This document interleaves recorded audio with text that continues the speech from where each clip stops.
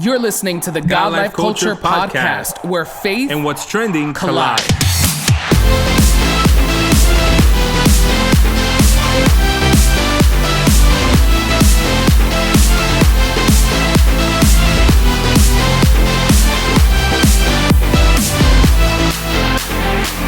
Welcome to the latest episode of the God Life Culture Podcast. This is Eddie. What's up, everyone? This is Miguel. Welcome back to the God Life Culture Podcast. We want to say thank you so much for tuning in. We are excited that you are back for another episode. We are another week in the month of May. It is springtime and summer is just around the corner, and we are getting excited. We hope that you are excited, right? For the beautiful weather that is coming this year, right? We hope that we have a really good summer and get to, have good weather, right? For sure. Today, we're going to dive into our conversation and we're going to talk about being social. Mm-hmm. Would you consider yourself a social person? Ooh, that's tricky. And I think we've kind of touched on this topic. I think that I can be social. Mm-hmm. I think that it doesn't come easy for me. I think that's the best way to put it. It doesn't come easy. Like there's people that wake up in the morning and they're like social butterflies. If they pass by 45 people on the way to the train, they say, "Good morning, how are you? Hey, Becky, how's it going? Hey, sir, this, que yo no sé qué." There's people that are like that. And then there are people that are like me. And how are you? I just keep it bucket. I just like point A to point B, like type. But of is that like a city thing because you grew up in the city? Like, is that like you're very like on the go? Maybe, headphones? But still, there's people in the city that are social. Yeah, you know what I mean. And I think that and then there's people that are just like they're very people, and they like the idea of going to a birthday party or going to a dinner. That came dinner. We're going to dinner. Wow, that came out real New York for some reason. And whatever, like social situations like that, they look at those things, and they're not like pre-planning ahead of time. Oh, okay, X, Y, Z. Like I feel like I'm the type of person that I have to like pre-plan ahead of time. Like, oh, who's gonna be there? Oh, okay, so I gotta speak to this person, and then I gotta do that, and like I feel like there's certain things that I have to do to prepare myself to be social. Yeah. I don't know. Like, do you have to go through that whole mental gymnastics of it all, or is it like, nah, I just show up and I chit chat? No, I definitely would not consider myself a social person. Yeah. Right. I think I know how to turn on that switch when it's necessary or when I have to. So I definitely like to be prepared, like you said. So if I'm going, to do something, right, I need to be prepared and ready. Okay, I'm going to be talking. Right? Because I think for me, it is so much easier for me to be quiet and stay quiet, not give my opinion, not talk, not speak, especially in environments or circles where I don't know people, right? Or I'm not called on to like speak or give an opinion. Like if I'm going to, let's say, a church to speak, that's different. If I have a meeting that I'm leading, that's different. Yeah. But if I'm just going to a place, I'm not looking to be the social butterfly, right? I could be at a place and have the best time by myself, not talking from person to person, right? I think when I was younger, it was harder for me to just get out of that state. I think now, as I've gotten older, it is easier for me to be able, like I said, to know, okay, in this space, in this circle, I'm going to be talking. I'm going to be talking to people. Get yourself ready. Like they say, you have to mentally prepare yourself to be around people. And for me, it's not so much the people, right? It's not that I don't want to be around them. It's just more of me and who I am, right? In the sense of I'm just not a talker in that way, right? And for some people, they're probably like, really? But, it's true. It's true. It does cost a little bit, and it does take some effort and some extra work, on my part to do that. Yeah, and I think that, I think growing up, I experienced a lot of social anxiety in the sense that I was like very awkward. I was like an awkward kid. My interests were in what were like popular interests for people that would think a kid at that age was like interested in or whatever. And I think that what I wind up doing as a defense mechanism to avoid awkward social interactions was to develop the skill to know a little bit about everything. So it was like, if you're going to go to a haircut, usually at the barbershop, they're talking about like sports, they're talking about the latest boxing, the latest UFC like thing or whatever. And I don't sit down to watch any of that, but I know what's coming up. So it's like, I know who's fighting at the next UFC match. Am I going to watch it? No, I don't really care or whatever. But if the barber asks me a question on it, I want to be prepared. You know, if we're going to an event, study to show yourself approved. No, and it's not even called studying. It's not even because that sounds like I'm putting in more work than what it really is. It's just that I've developed a skill or a knack to be aware of what's happening. Which is good. A lot of different fields. I've been in circles with you where you know random stuff, and I'm like, it's just like it seems random, right? Yeah. But again, those are moments where then you can chime in and give your input in certain conversations. Yeah, because then you be like in because I feel that I, like, very much like yourself, can go to a place and in my head I'm having the time of my life or whatever. I'm having a ball. But people look at it like, oh, he's so quiet, or he looks so serious, he's not having fun, why did he even come here, like, or whatever. And mind you, I'm chilling, I'm good. So because I've had those bad experiences where it's being perceived as I'm not having a good time, and then me not having a good time offends people, which is a whole nother episode to talk about. I'm like, you know what, to avoid all of that, I just want to be prepared in case somebody says anything or asks me an opinion on something. I can generally give it versus it being like, oh, he looks like he's disinterested in having a conversation with us. You know, because I've had experience where it's like, I wish I could have a conversation with you, but I'm not well versed in whatever you're talking about. So it's like, I don't have an opinion on it. But by keeping tabs on a little bit of everything, it allows me to then give a little chime in that sounds like, oh, this dude knows what he's talking about, which I most likely do, but maybe not to the degree that y'all know what you're talking about.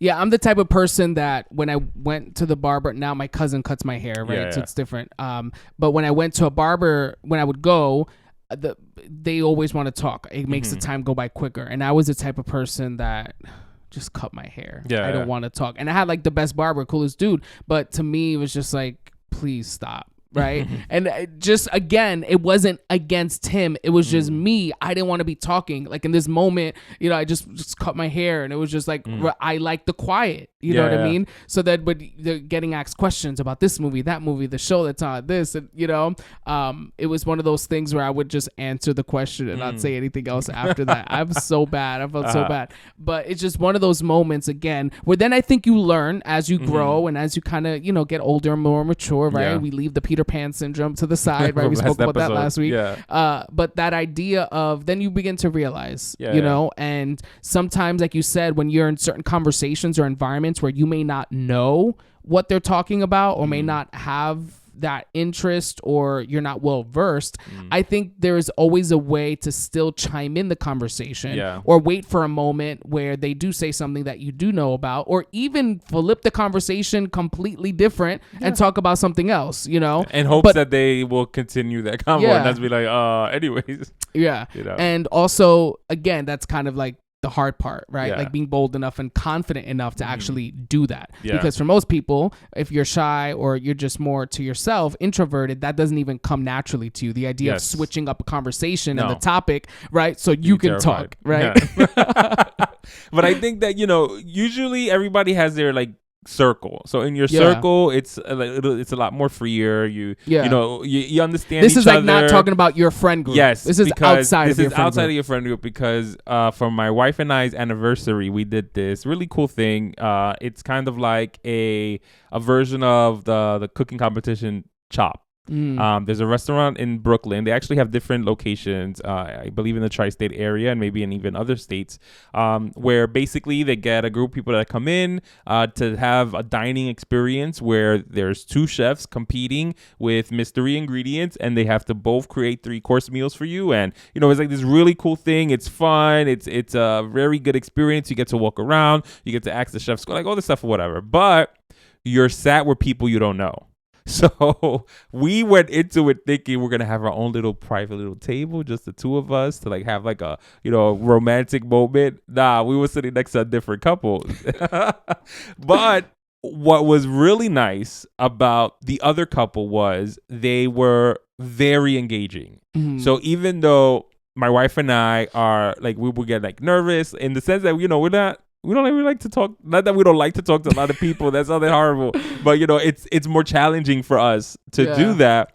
They welcomed us into the conversation, which then allowed us to, and it felt like a game in the sense that, they asked 3 questions. Now we have to ask 3 questions. Or, they brought up a random topic. Think of a random topic quick so that we could throw it back out there. And, and it's like you have to sometimes they do things like that to push yourself. Yeah. And it was great. They were a lovely couple. We learned so much about them. They learned so much about us. And it was like, wow, it's really, you forget how fun it can be to be social because the anxiety or because you're like, oh, what if they don't care about what I have to say, or whatever negative thing that comes to your head stops you from having these interactions with people. Whether or not we see those individuals ever again, it doesn't matter. But what matters is that they enhanced our experience where we had a great time with the activity that was there, but also had great conversation with 2 individuals that if we would have just stood quiet, we would have never had. Yeah, you miss out sometimes on great conversations and opportunities. It's funny because as you were talking, it reminded me of years ago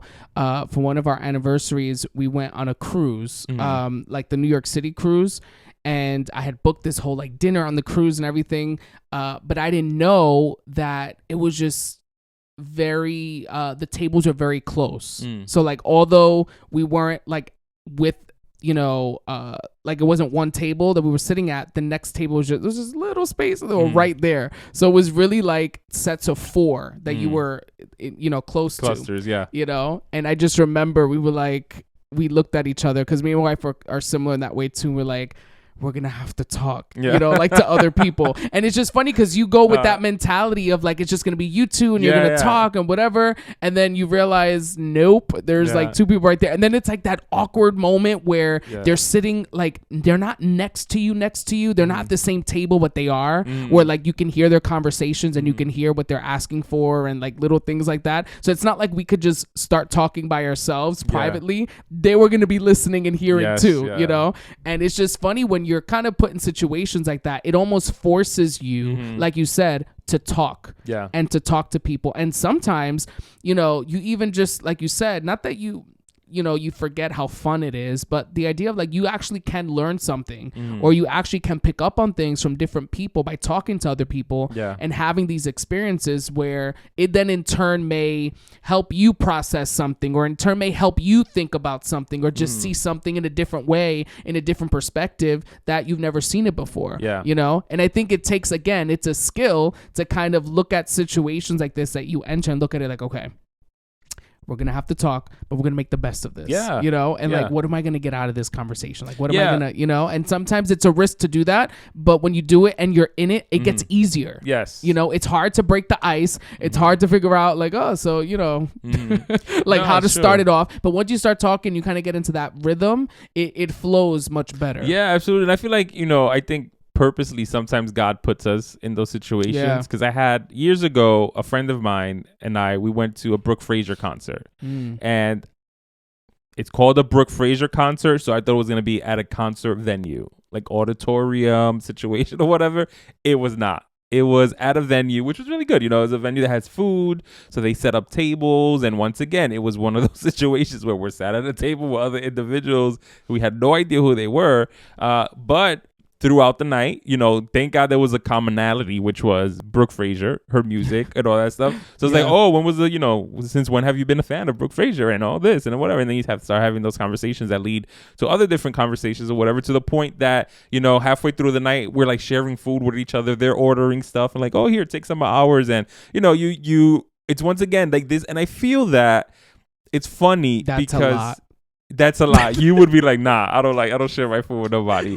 But it's just, what I was going to say was that a lot of times there's this, and it happens to me ever so often, every couple of years, because I think it's so easy for us to revert back to being hermit crabs, especially as Christians, because it's very, and these were 2 individuals that were at a Brooke Fraser concert who were clearly getting lit or whatever, because that's the type of venue that it was. And I feel like because of our Christianity, we use it sometimes as a crutch to be hermit crabs that stop us from having interactions with other people that you usually wouldn't. And, a situation like that, And same thing with the situation that I had with my wife. At the other thing, is like you start meeting people that, whether or not they serve God is not important. And there's very rare situations where that's even allowed to be said in our circles. But, there are times where it's just about living, having a good social interaction with others. You're not preaching to them. You're not talking to Jesus about them. It's not a Jesus, churchy conversation. It's grown adults having conversations about life, about commonalities. If you're at a concert or you're listening to a singer, you're talking about the singer and, what's your favorite song and what's other stuff about that. If you're at a food event, you're talking about foods and other places that you guys have gone to have food with, and you're giving each other tips about, I went to this other place at the Culinary Institute. You guys should try it out too, or whatever. And I think it was last episode, we were speaking about the idea about how having fun is necessary and having fun is good. And sometimes that means you have to be social with strangers, even though you don't want to. But the good thing is that when you take that leap of faith, 9 times out of 10, 8 times out of 10, depending on your situations, you walk out of that experience like, we need to do that more often. Yeah. We need to go out more often. Yeah. We need to because it's great to have your circle. It's great to have your friends who you do everything with. But I also think it's important for you to just go out and you never know. You meet a good couple of strangers. You have a good time. You may make good friends out of them, or just be one of those situations where we had a great night. And if I see you again, yay. Yeah. And I think it's, as Christians, I think, like you said, it's easy sometimes to feel like because we're, we don't know if they're Christian or they're a believer. It's harder because we feel like we don't have a common ground. But, I think as Christians, some of the most effective Christians are the individuals that, don't off the bat go and ask you, so are you saved? Do you know Jesus? Have you ever been to church before? Right. But you're a human. I'm a human. I'm just going to be normal. Yes. And I'm not going to be super deep. I'm not going to be super theological. I'm just going to talk to you. Right. But let my conversation, let how I speak, let how I express myself impact you somehow, some way, right? Because if I love Jesus, right, and he's everything to me, somehow, some way, in some shape or form in my conversation, you're going to hear about it, right? In some way, you're going to hear about, right, what's important to me. And I think that oftentimes as Christians, we forget that. Our life is a testimony. Our life, right, is a reflection of Christ. And if we are so inhibited and to ourselves, and we don't like to talk to people, and we don't like to express ourselves, and we don't give, those individuals a chance, right?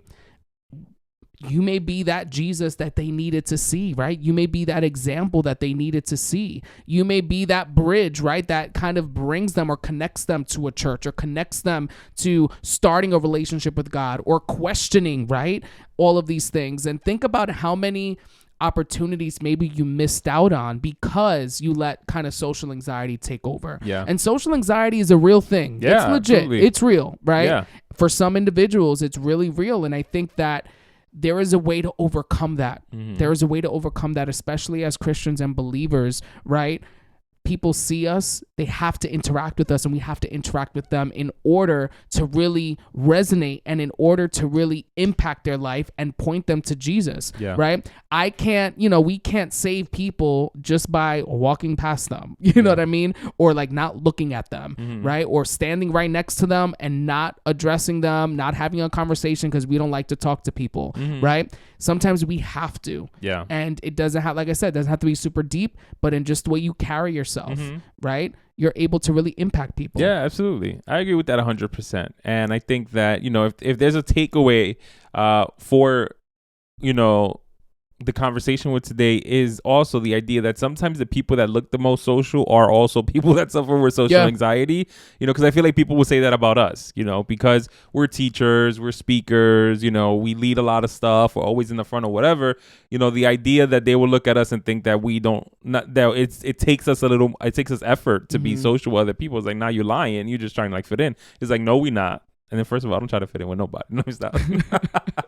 It's just we like you said, you develop the skill to put it on. Yeah. You develop the skill on where there's certain situations that you just got to be social, but todavía te cuesta. It's still difficult for you, and that anxiety is real, that pressure is real, the awkwardness of it all is real as well. But just do it. Just have fun. Like, this is how you have fun. You got to go out sometimes when a situation like that happens. You know, there are people that would look at that and be like, I don't want to share a table. Oh, I guess I'm going home because this is not what No, sit at the table. Yeah. Have fun. Say hi. We were stuck. It was a cruise. It was in the water. Yeah. So we had to. I don't know. Yeah, would be like, I need a lifeboat or something. You know, it's kind of like, you know, just take advantage of those opportunities because God works in those ways as well. It's not always, you know, God.